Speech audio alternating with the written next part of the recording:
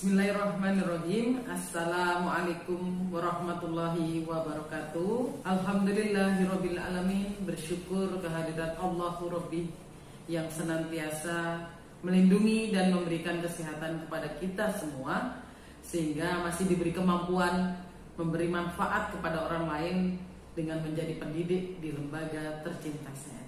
Perkenankan, nama saya Dini Nur Aini, Esos MSI, NIDN 0714067503, dan saya adalah dosen tetap pada program studi Administrasi Publik di Fakultas Ilmu Sosial dan Ilmu Politik Universitas Abdurrahman Saleh Situbondo. Pada kesempatan video kali ini, saya akan mempresentasikan hasil penelitian sebagai ketua peneliti bersama Saudara Hasan Muhtar Fauzi, Esos MSI. Beliau sebagai anggota dan koresponden, yang berjudul Analisis Kebijakan dan Strategi Pengembangan Pasar Tradisional di Kabupaten Situbondo. Hasil penelitian ini telah terpublikasi di Jurnal Penelitian Cermin volume 3 nomor 2 pada bulan Desember tahun 2019.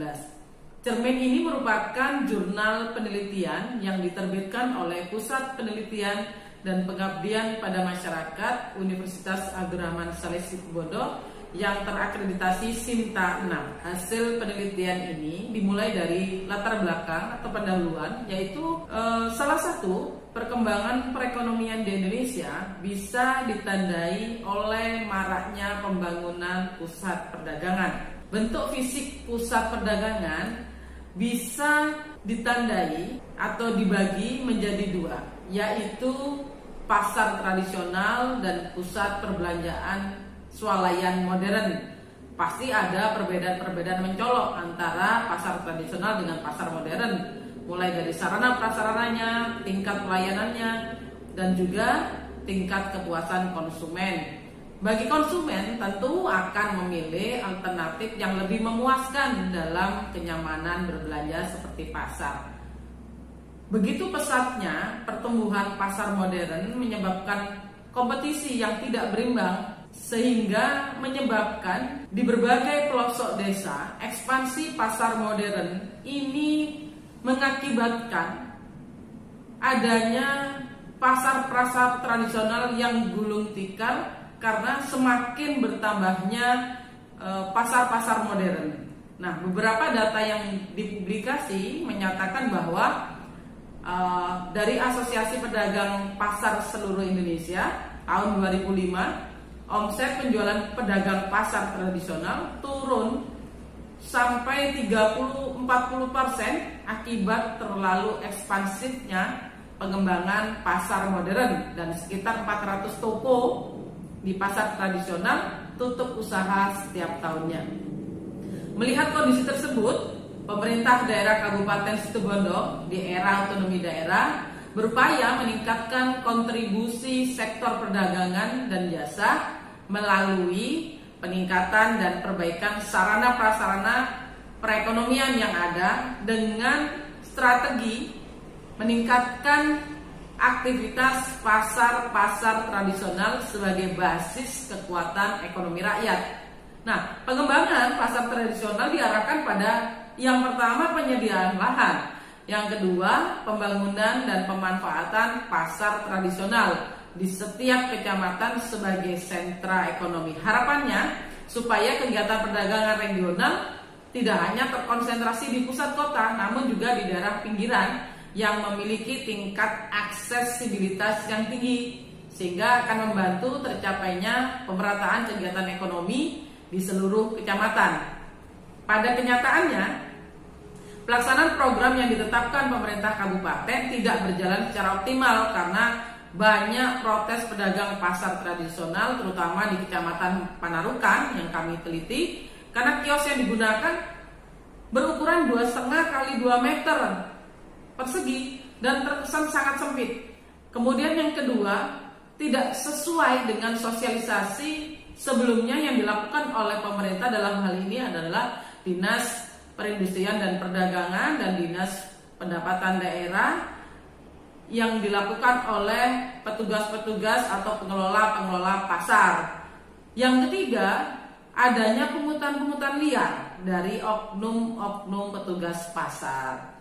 Dari kondisi dan fenomena yang ada, perlu adanya evaluasi dari rencana dan implementasi kebijakan pemerintah kabupaten untuk mengetahui penyebab kegagalan kebijakan tersebut. Berdasarkan fakta tersebut, maka perlu diketahui yang pertama, bagaimana kepentingan dan pengaruh dari stakeholder yang terlibat dalam kebijakan pengembangan pasar tradisional di Kabupaten Situbondo. Yang kedua, apa yang menjadi penyebab dari belum berhasilnya kebijakan pengembangan pasar tradisional di Kabupaten Situbondo?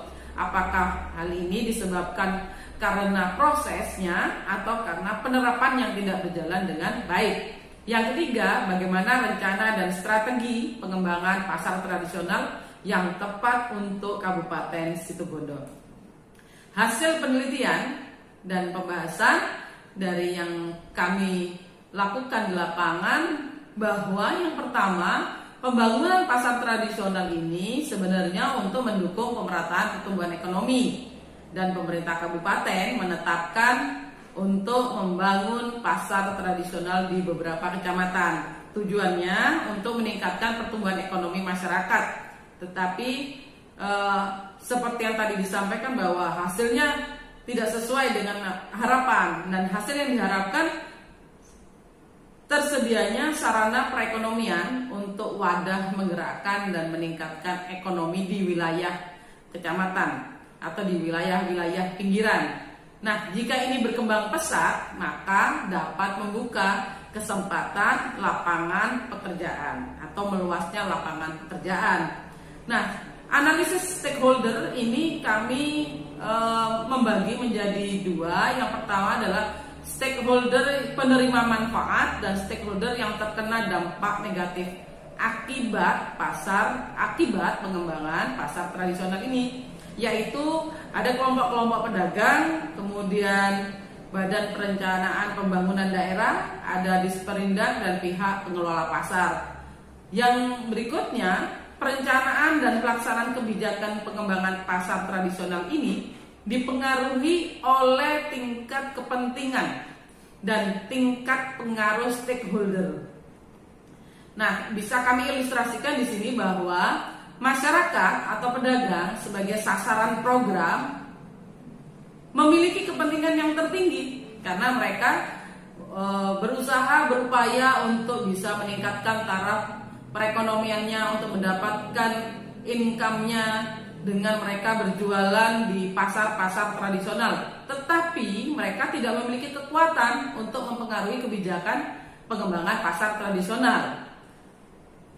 Di sisi lain, pihak pengelola pasar pemerintah memiliki kepentingan tinggi terhadap kebijakan pengembangan pasar tradisional maksudnya. Tetapi tugas pokok UPTD ini atau pengelola pasar ini hanya mengelola yang berkaitan langsung dengan pedagang, ya. Tetapi mereka tidak memiliki kekuatan dalam mengambil keputusan dalam hal kebijakan pengembangan pasar tradisional karena mereka secara struktural di bawah birokrasi, berada di bawah kepala Disperindak. Yang berikutnya adalah instansi lain yang ikut terlibat dalam kebijakan ini, yaitu ada Dispenda, Dinas Pendapatan Daerah, ada Dinas Lingkungan Hidup, dan ada Dinas Perumahan dan Kawasan Permukiman yang memiliki tingkat pengaruh yang tinggi, namun tingkat kepentingannya terhadap kebijakan sangat rendah. Ya, kepentingan yang sangat rendah ini pada tiga stakeholder tersebut karena ketiga instansi ini tidak terlibat secara langsung dalam kebijakan pengembangan pasar tradisional. Selanjutnya terkait dengan analisis kebijakan pengembangan pasar tradisional. Ini dilakukan untuk mengetahui apakah ada penyebab ketidakberhasilan kebijakan di Kabupaten Situbondo. Hal tersebut dapat dilihat dari dua aspek, yaitu aspek proses dan aspek penerapannya. Yang pertama, kita menganalisa secara aspek proses, di mana proses perencanaan kebijakan pengembangan pasar tradisional ini seharusnya melibatkan 3 stakeholder utama, yaitu pemerintah daerah yang diwakili oleh Bapeda dan UPTD, kemudian yang kedua adalah pihak swasta dan pedagang. Hasil analisis stakeholder terlihat bahwa pedagang yang memiliki kepentingan yang tinggi tidak dilibatkan dalam proses perencanaan kebijakan. Adanya dominasi yang tinggi oleh Bapeda mengakibatkan proses perencanaan hanya didasarkan pada pandangan pihak pemerintah dan kurang memahami kepentingan pedagang. Yang kedua adalah aspek analisis penerapan kebijakan. Meskipun sebagian program atau kegiatan dalam kebijakan pengembangan pasar tradisional ini sudah dilaksanakan, namun ternyata hasilnya tidak sesuai dengan yang diharapkan. Strategi pengembangan pasar tradisional ini menunjukkan bahwa prioritas kriteria pengembangan pasar tradisional secara berurut berdasar aspek yang paling penting adalah yang pertama, aspek ekonomi, di mana aspek ekonomi ini bisa menciptakan lapangan pekerjaan yang baru dan lapangan pekerjaan yang lebih banyak. Yang kedua adalah aspek manajemen, di mana penataan dan pembinaan PKL merupakan kriteria yang paling penting pada aspek manajemen. Yang ketiga adalah aspek sosial, bagaimana menciptakan kondisi pasar yang aman, yang bersih dan nyaman sehingga konsumen atau pembeli lebih suka berbelanja di pasar tradisional dibandingkan dengan di tempat-tempat yang lain. Yang terakhir adalah aspek teknis, bagaimana bangunan fisik pasar juga harus diperbaiki supaya lebih bersih dan lebih rapi sehingga dapat menarik orang untuk berbelanja di pasar tradisional. Kesimpulan dan saran yang kami sampaikan di sini, yang pertama, tidak semua stakeholder yang berkepentingan dalam pengembangan pasar tradisional ini atau dalam kebijakan pengembangan pasar tradisional ini dilibatkan dalam proses perencanaan sehingga pada penerapan kebijakan menemui kegagalan. Yang kedua, pelaksanaan kebijakan pengembangan pasar tradisional tidak mencapai keberhasilan yang disebabkan karena proses penyusunan dan perencanaan kebijakan yang kurang tepat sehingga implementasinya juga kurang tepat pula. Begitu juga dengan penerapan kebijakan pengembangan pasar tradisional yang mengakibatkan kurang tepat atau tidak efektif dan efisien. Dan strategi pengembangan pasar tradisional di Kabupaten Situbondo menunjukkan bahwa aspek yang paling penting secara berurut itu adalah aspek ekonomi, kemudian aspek manajemen, yang ketiga adalah aspek sosial, dan yang terakhir adalah aspek teknis. Kesimpulan yang terakhir bahwa harus ada prioritas alternatif strategi. Bagaimana pemberdayaan pedagang dan pengelola pasar ini terus ditingkatkan. Kemudian ada pendistribusian pedagang kaki lima ke pasar-pasar yang telah dibangun. Yang selanjutnya menjalin kemitraan dengan UKM dan koperasi. Ada pembentukan forum komunikasi untuk para pedagang sehingga mereka memiliki daya tawar yang tinggi. Nah, saran-saran yang bisa kami sampaikan di sini bahwa pemerintah sebaiknya dalam proses penyusunan maupun pelaksanaan kebijakan melibatkan seluruh stakeholder yang benar-benar memiliki kepentingan terhadap kebijakan tersebut. Nah, yang kedua, untuk meningkatkan kekuatan pengaruh dari pedagang, maka perlu dibentuk asosiasi atau paguyuban pedagang sehingga mereka bisa memiliki posisi tawar dalam pengambilan keputusan atau perencanaan kebijakan.